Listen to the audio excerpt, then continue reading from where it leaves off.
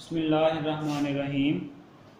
Welcome to the Lahore Garrison Junior and Upper School and welcome to 10th biology class. उम्मीद करता हूँ कि बेटा आप सब खैरियत से होंगे।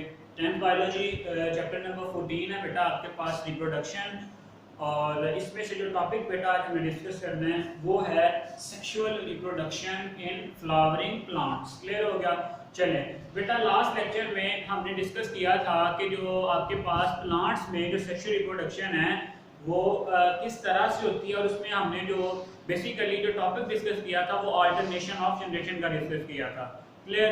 चलिए पेज नंबर है बेटा आपके पास 78, चैप्टर नंबर 14, और जो टॉपिक आज हमें डिस्कस करना है बेटा वो है आपके पास sexual reproduction in flowering plants. ठीक है, हमें पता है कि बेटा जो प्लांट का जो रिप्रोडक्टिव पार्ट है वो कौन सा है? फ्लावर है। ठीक है, अब फ्लावर बेसिकली है क्या? फ्लावर बेटा अगर हम एंजियोस्पर्म प्लांट में देखें तो जो हमें प्लांट बॉडी नजर आ रही होती है वो क्या होती है? स्पोरोफाइट। लास्ट लेक्चर में हमने देखा था कि किस तरह से जो स्पोरोफाइट है वो डेवलप होती है। अभी आप सिर्फ ये याद रखें कि जो आपको एंजियोस्पर्म्स में जो पेरेंट प्लांट आपको नजर आ रहा होता है वो क्या होता है? डिप्लॉयड स्पोरोफाइट जनरेशन होती है। ठीक है, वो 2n होता है। क्या होता है? स्पोरोफाइट मीन उसने मियोसिस के प्रोसेस के थ्रू क्या प्रोड्यूस करने होते हैं? आपके पास स्पोर प्रोड्यूस करने होते हैं। क्लियर हो गया? चलें पहली बात आगे कि एंजियोस्पर्म में आपके पास जो प्लांट बॉडी आपको नजर आ रही होती है वो डिप्लॉयड स्पोरोफाइट जनरेशन होती है आपके पास। क्लियर हो गया? अब आते हैं कि जो फ्लावर है, flower is the reproductive structure. ठीक है, फ्लावर इज द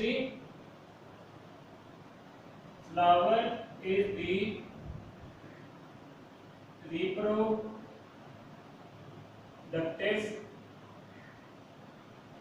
स्ट्रक्चर। जो फ्लावर है आपके पास वो उसका क्या है? रिप्रोडक्टिव स्ट्रक्चर है। अब ये फ्लावर आपके पास है क्या बेटा? ये जो फ्लावर है पेज नंबर 79 पे जो ब्लू लाइनिंग में बेटा स्टेटमेंट्स लिखी हुई हैं कि जो फ्लावर है आपके पास वो एक कंडेंस्ड शूट है। मतलब बेटा शूट है जो कंडेंस्ड हो चुकी है, जिसमें जो नोड्स हैं वो बहुत एक दूसरे के क्लोज प्रेजेंट हैं। ठीक है, flower is the actually is the condensed shoot with the nodes present very close to each other। मतलब ये एक ऐसी शूट है, कंडेंस्ड शूट है, जिसमें जो नोड्स हैं वो एक दूसरे के बहुत करीब क्या हैं? प्रेजेंट होती हैं। ठीक है, अब ये जो फ्लावर के कंपोनेंट्स हैं बेटा ये वर्ल्स की फॉर्म में आपके पास अरेंज होते हैं। ये जो फ्लावर के कंपोनेंट्स हैं ये घेरों की फॉर्म में आपके पास अरेंज होते हैं। फिलहाल बेटा अभी ये एक इस तरह का फ्लावर मुझे मिला है, जिससे मैं अगर आपको बताऊं, ये देखें, पहले तो ये जो आपको ग्रीन में नीचे नजर आ रही होगी पूरे का पूरा घेरा नजर आ रहा होगा। ठीक है, उसके बाद यहाँ पे ये जो आप रेड में आपको नजर आ रहा है जो फूल की पत्तियां वो भी पूरे की पूरी सर्कुलर में एक पूरे के पूरे घेरे में आपको नजर आ रही हैं। तो जो फ्लावर के कंपोनेंट्स हैं आपके पास वो बेटा वर्ल्स की फॉर्म में अरेंज होते हैं। ठीक है, दूसरी बात आ गई आपके पास components of flower. Components of flower are arranged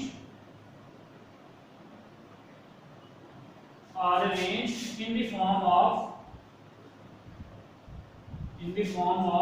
whorls।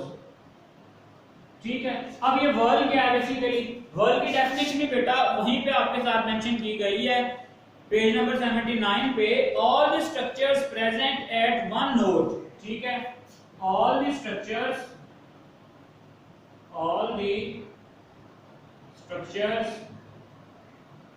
present at one node are collectively called as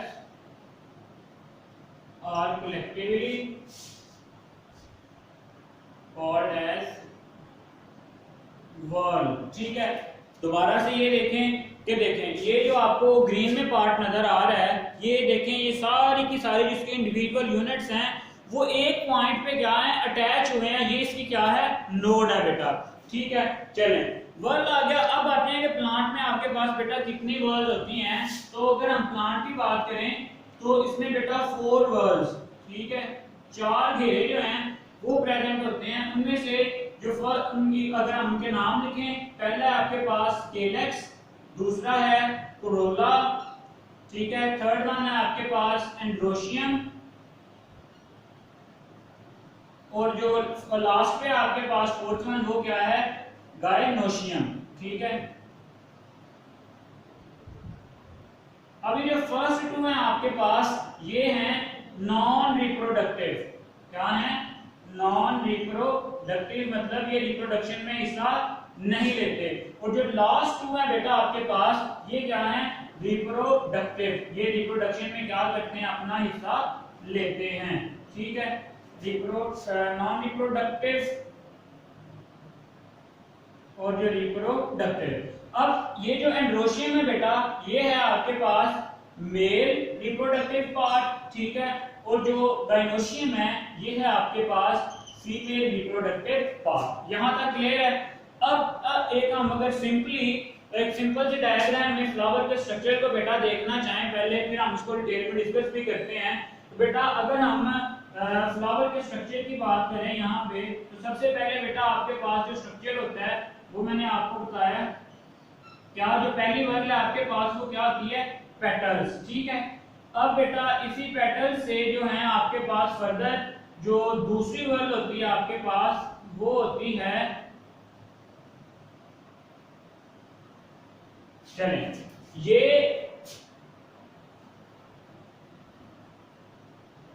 ये वाली जो आपके पास जो यहाँ पे बेटा मैंने पहले शो की है, ये नीचे वाली जो वर्ल है, जो सबसे पहली वर्ल है वो क्या है आपके पास, केलेक्स, ठीक है।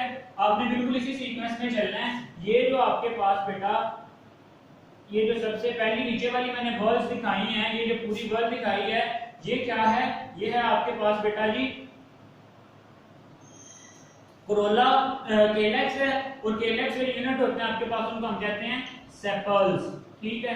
इसी तरह से ये जो नेक्स्ट आपको ये जो वर्ल दिखाई दे रही है ये क्या है, इसको हम कहते हैं कोरोला, और इसके जो इंडिविजुअल यूनिट्स हैं उनको हम कहते हैं पेटल्स। इनको भी हम आगे जाकर डिस्कस भी करते हैं। अभी सिर्फ आप ये देखें कि जो सबसे पहली वर्ल है वो क्या है, केलेक्स, केलेक्स के यूनिट्स क्या हैं, सेपल्स। जो उससे नेक्स्ट वर्ल है वो क्या है, कोरोला, कोरोला के यूनिट क्या है आपके पास, पेटल्स। अब पेटल्स के बाद बेटा जो नेक्स्ट आपके पास वर्ल है यहाँ पे वो है एंड्रोशियम, ठीक है। एंड्रोशियम क्या है, बेसिकली आपके पास मेल रिप्रोडक्टिव पार्ट है, ठीक है। अब ये जो मेल रिप्रोडक्टिव पार्ट है बेटा ये इस तरह से यहाँ पे प्रेजेंट होता है आपके पास।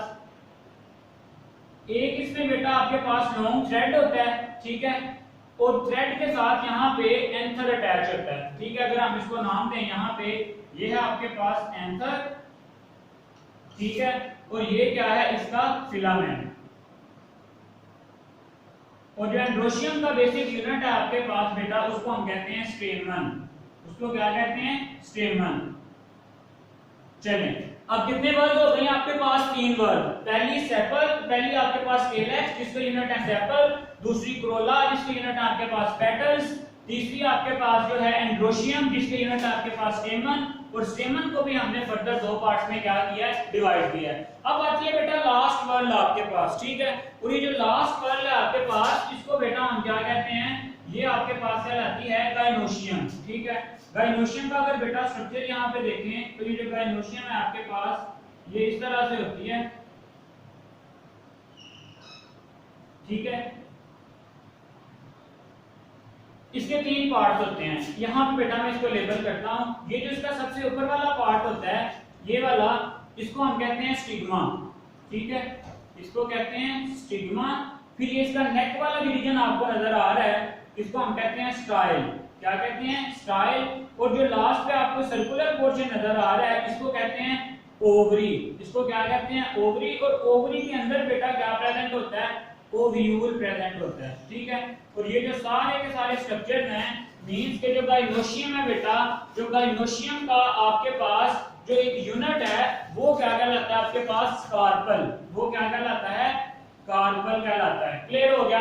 ये बेटा पेपर में लॉन्ग क्वेश्चन एक दफा इस तरह से भी आ चुका है कि draw the structure of flower. तो मैंने आपको बेटा 1 बाय 1 स्टेप बाय स्टेप सारा बता दिया है कि जो सबसे पहली आपकी जो सबसे आउटर मोस्ट लेयर है वो क्या है, जो आउटर मोस्ट वर्ल है वो है आपके पास केलेक्स, ठीक है। केलेक्स के बाद जो नेक्स्ट है वो कोरोला, कोरोला के बाद एंड्रोशियम और एंड्रोशियम के बाद गाइनोशियम। अगर बेटा प्रैक्टिकली देखें हम तो प्रैक्टिकली यहाँ पे ये जो आपके पास आपको ये जो ग्रीन में नजर आ रही है ये है इसकी आउटर मोस्ट वॉल जो क्या है केलेक्स, और इसके जो यूनिट्स हैं उनको हम कहते हैं सेपल्स। ठीक है, ये जो आपके पास ग्रीन में नजर आ रही है। इसके बाद नेक्स्ट अगर हम मूव करें तो जो नेक्स्ट वॉल है आपके पास वो है कोरोला। ठीक है, कोरोला की यूनिट्स क्या है पेटल्स, पत्तियां। तो ये गुलाब के फूल की पत्तियां जो हैं ये बेटा आपके पास क्या है पेटल्स। फिर अगर यहाँ पे बेटा आपको क्लियर हो रहा हो तो ये देखें ये आपके पास स्ट्रक्चर नजर आ रहे होंगे आपके पास, ये देखें ये थ्रेड लाइक स्ट्रक्चर है, उनके ऊपर छोटे छोटे को दाने से आपको नजर आ रहे होंगे। तो ये क्या है आपके पास स्टेमन, स्टेमन के दो स्ट्रक्चर, यहाँ पे पहले थ्रेड के ऊपर बेटा एक जो है आपके पास एंथर प्रेजेंट होगा।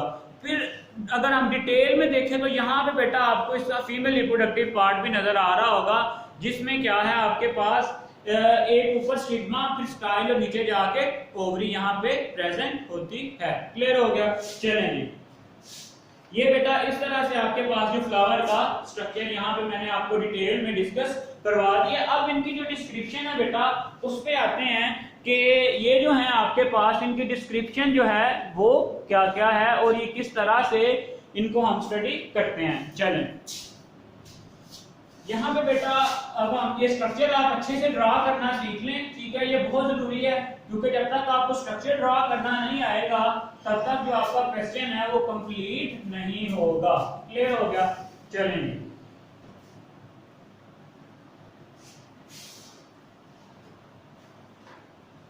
अब आते हैं वन बाय वन इसकी वर्ल्स की तरफ। तो बेटा जो आपके पास पहली वर्ल है वो आपके पास कहलाती है केलेक्स। ठीक है, केलेक्स मैंने बता दिया आउटर मोस्ट वर्ल। ठीक है, आउटर मोस्ट।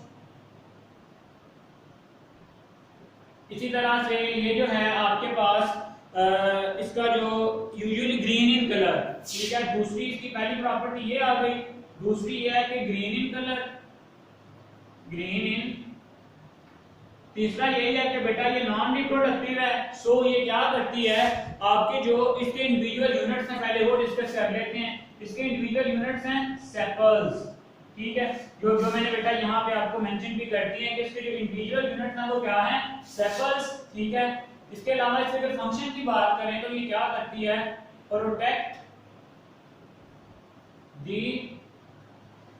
Inner walls. ठीक है, ये जो आपके पास इनर वॉल्स हैं उनको प्रोटेक्ट करती है क्योंकि ये नॉन रिप्रोडक्टिव पार्ट है, रिप्रोडक्शन में हिस्सा तो नहीं लेगा लेकिन जो इनर वॉल्स हैं उनको क्या करेगी ये प्रोटेक्ट करेगी। यही बेटा चार कैरेक्टर्स आपने इसके केलेक्स के याद करने हैं। नेक्स्ट है आपके पास कोरोला। ठीक है, और ये जो कोरोला है बेटा इसके ये जो है इनर टू केलेक्स, ये देखिए ये केलेक्स प्रेजेंट है, केलेक्स की इनर साइड पे क्या प्रेजेंट होगा कोरोला प्रेजेंट होगा। अब ये जो कोरोला के इंडिविजुअल यूनिट्स हैं आपके पास वो हैं आपके पास पेटल्स। ठीक है, इसके जो इंडिविजुअल यूनिट्स हैं वो क्या हैं पेटल्स, और ये आपके पास ग्रीन कलर के थे, ये क्या है ब्राइटली कलर। जैसे कि अभी हमने देखा रेड कलर में कि जो पेटल्स हैं वो रेड कलर के हैं। यहाँ पे इनका फंक्शन क्या है अट्रैक्ट द बर्ड्स एंड बीज।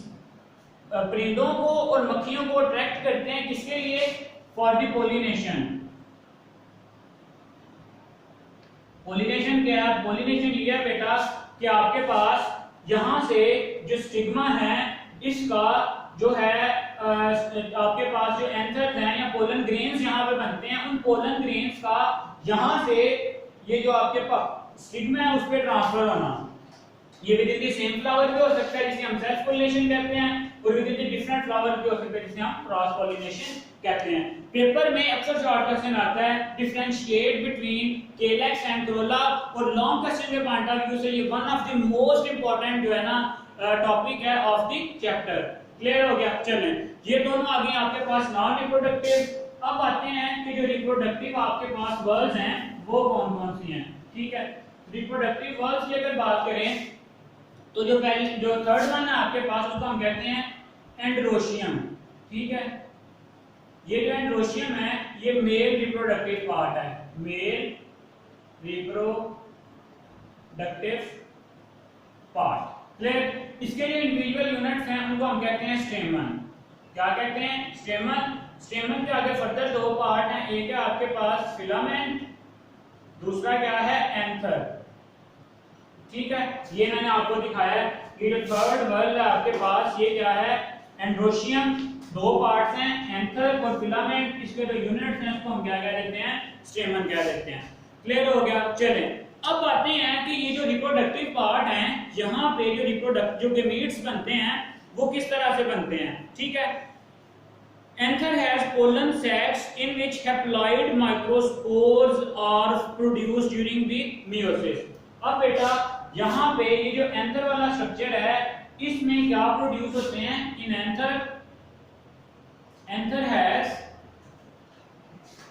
Pollen sacs। ठीक है, यहाँ पे पोलन sacs प्रेजेंट होते हैं जिनमें पोलन ग्रेन्स प्रोड्यूस होते हैं।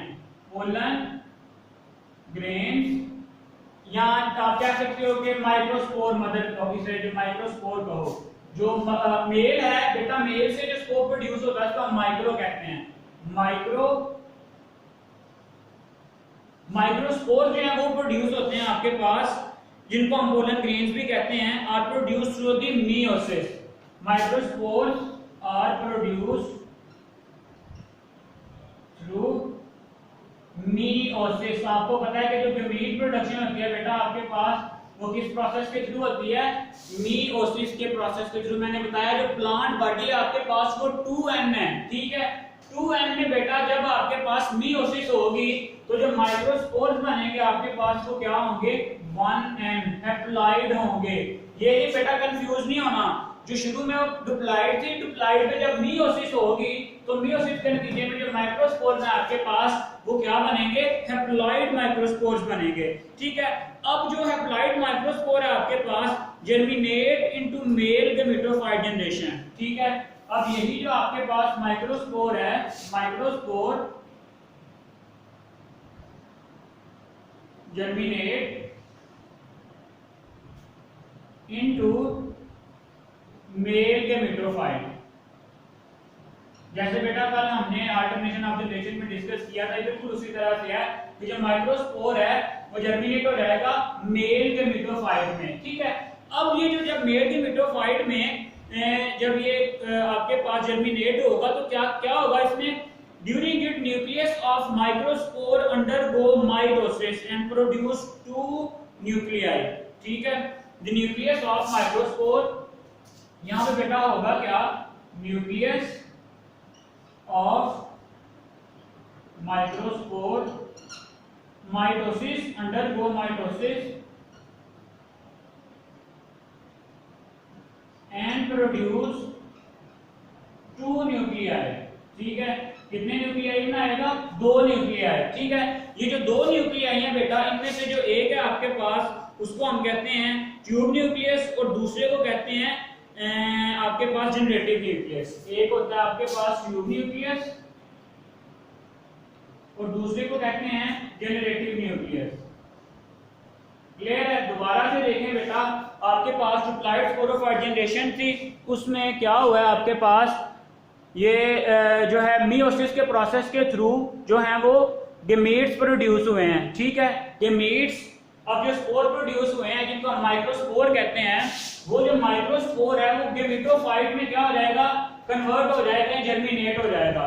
तो ड्यूरिंग इट्स जर्मिनेशन जो माइक्रोस्पोर का यहाँ पे जो माइक्रोस्पोर बना है उसमें माइटोसिस होगी। ठीक है, माइटोसिस से 2 तरह के न्यूक्लियाई बनेंगे, एक को हम कहते हैं ट्यूब न्यूक्लियाई, दूसरे को कहते हैं जनरेटिव न्यूक्लियाई। ठीक है, अब बेटा ये जो जनरेटिव न्यूक्लियाई है ये तो वैसे का वैसा generative nuclei again undergo mitosis and produces 2 sperms. ठीक है, ये जो जनरेटिव न्यूक्लियस है, जहां बेटा नीचे लिख देता हूं कि जनरेटिव न्यूक्लियस अंडरगो माइटोसिस, दोबारा से माइटोसिस करेगा और क्या बनाएगा? Produce 2 sperms. ठीक है, 2 स्पर्म्स बना देगा।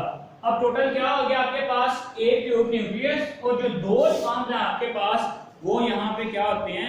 प्रोड्यूस होते हैं। All the structures are the male gametophyte generation of the plant. Clear हो गया बेटा? जो गाइनोशियम का है आपके पास वो स्ट्रक्चर हम कल डिस्कस करेंगे। आज के लिए बेटा जी इतना ही, काफी डिटेल में मैंने आपको डिस्कस करवाया है। ये यहाँ पे आपने कंफ्यूज नहीं होना कि जो गमीट्स हैं आपके पास किस तरह से बन रहे हैं। यहाँ पे बेटा, यहाँ पहले क्या होगी आपके पास, पोलन ग्रेन्स जो बनेंगे through the process of meiosis. यहाँ पे मियोसिस होगी और पोलन ग्रेन्स बनेंगे, ठीक है। जैसे ही पोलन ग्रेन्स बन गए हैं या माइक्रोस्पोर्स बन गए हैं, उन्होंने मेल गमेटोफाइट में जो है डेवलप होना है। क्या होगा, उनका जो न्यूक्लियस है वो डिवाइड होगा दो में, एक को हम कहते हैं ट्रू न्यूक्लियस, दूसरे कहते हैं जनरेटिव न्यूक्लियस। जो जनरेटिव न्यूक्लियस है उसमें फर्दर माइटोसिस होगी, ठीक है, और क्या बन जाएंगे दो स्पर्म। एट द एंड हमारे पास क्या बचेगा, एक ट्यूब न्यूक्लियस, और बेटा जी दो हमारे पास क्या स्पर्म्स क्या हो जाएंगे, प्रोड्यूस हो जाएंगे। This is all about today's lecture. Next इंशाल्लाह हम जो अगले लेक्चर में डिस्कस करेंगे। अल्लाह हाफिज।